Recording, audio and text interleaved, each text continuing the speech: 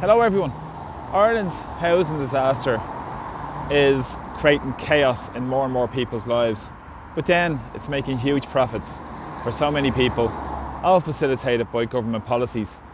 And what I want to highlight today is very important to show how international money is making huge money while ordinary people are the ones that pay for it and struggle, and not to mention issues created because of these policies and the web of issues that are created by allowing these policies to persist in our society.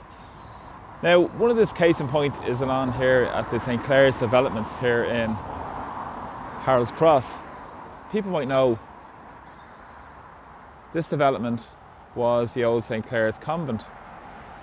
As we just take you a walk around and show you, it was the old St. Clair's convent that occupied the site for well over 200 years. Sold probably 10 years ago and was bought by Marley Investments.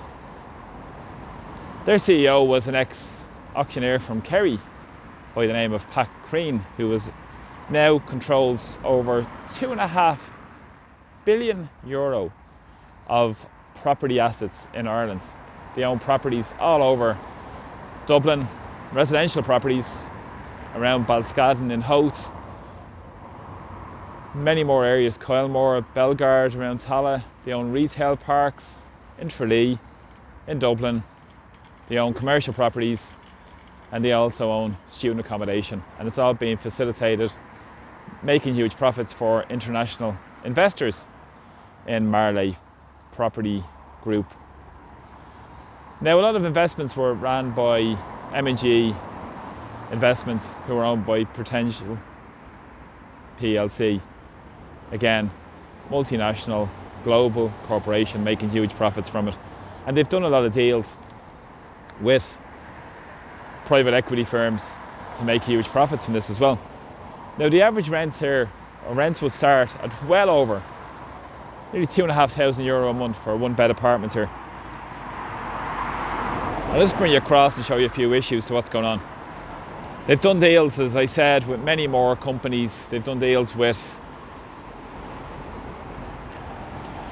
Cardinal Investments, Activate, AIG, and many more capital companies as well. And of course, it's very interesting because they always say follow the money. And when you look at the amount of money that's been made in this in terms of huge profits, forcing people from their communities because they can't afford to live in the area, and sky-high extortionate rents, which makes Dublin one of the most expensive places to live in Europe, never mind the world. And in the context of this, Vanguard own some of Prudential. Isn't that interesting?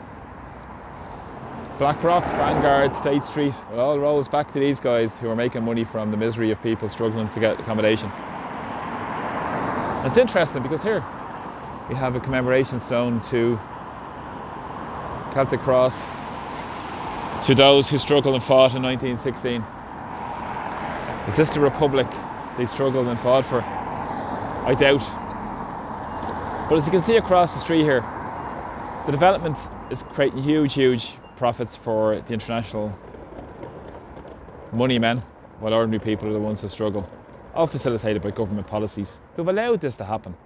But it's also created other issues as well, which have to be highlighted around the part of this development, because under agreement with Dublin City Council,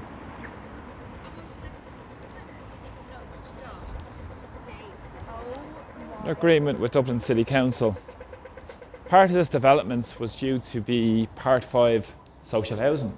And that is an agreement as part of the conditions of building developments. The 20% of these developments should be given over to council tenants.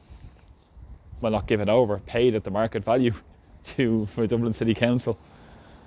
And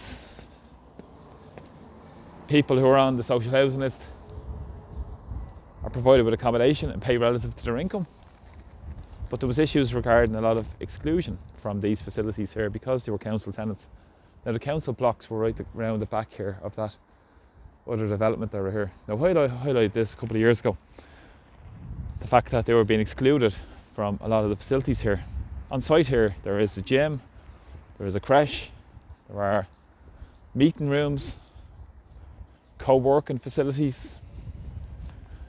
There are a lot of issues they were excluded from as well. And as you can see by the colour of these apartments, the brickwork is completely different to the social housing, which is around the back.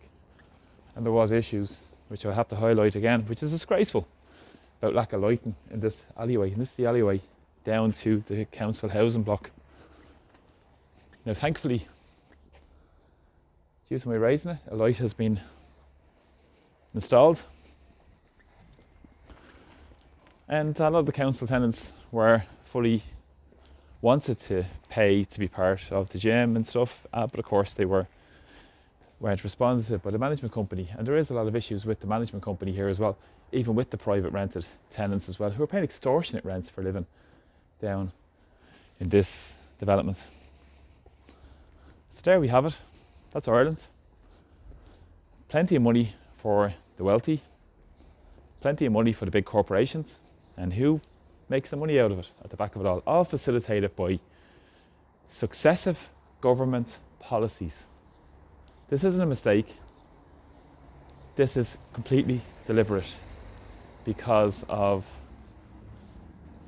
deliberate government policies that have allowed this to happen and create misery and wreak havoc on people's lives.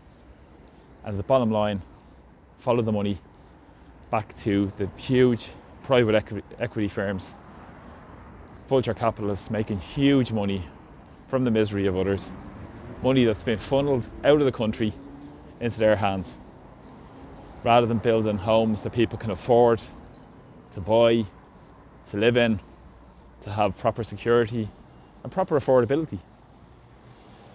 But this is Ireland, this is Dublin, and this is a Dublin that needs to change radically, especially in this area. So thanks a lot for the support with my videos, really appreciate them. And this is graceful because this is what happens when you leave housing to the private market. It creates huge misery, wreaks havoc on people's lives, and then it's all the web of intertwined detail that creates huge issues for people around the social exclusion we see with the council tenants. We see who are being divided because of systemic inequality in the system as well. And people who pay in the private rented sector here as well are paying an absolute extortionate rents for living here as well. And it's a very poorly managed estate as well. A lot of issues going on for people. And lack of access, as I said, even people in council housing didn't have access to car parking or access to even having pets also as well. They were excluded from. So absolutely disgraceful what's going on in Irish society. Instead of building homes for people who require them, who need security, need affordability, we have this carnage taking place in Harold's Cross.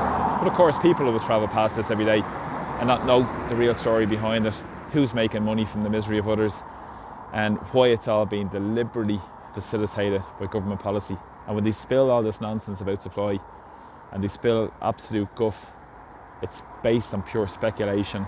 It's a complete and utter con job. Really, it is white collar criminality, and that's what's being facilitated in the Oireachtas, only a couple of miles down the road here, and pull the rug from underneath these politicians who serve the interests of the powerful bankers in the world. That's where the money goes back to. Thanks for support and my videos, really appreciate them. And please press thumbs up and subscribe to my YouTube channel. Take care, Slán.